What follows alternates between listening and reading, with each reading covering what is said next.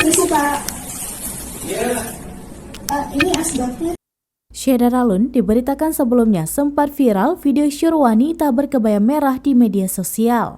Adapun video berdurasi 16 menit tersebut viral hingga menjadi trending topik di Twitter. Kini pemeran video syur kebaya merah berdurasi 16 menit akhirnya ditangkap Subdit 5 Cybercrime di Treskrim Suspolda Jawa Timur.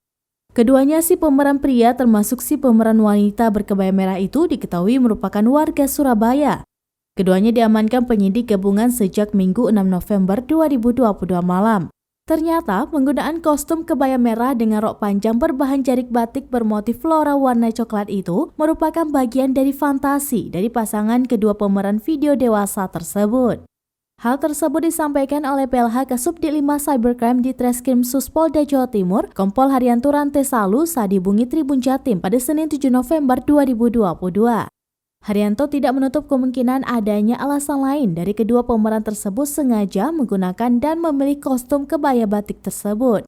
Hanya saja hingga saat ini kedua pemeran video dewasa tersebut masih menjalani proses penyidikan lebih lanjut.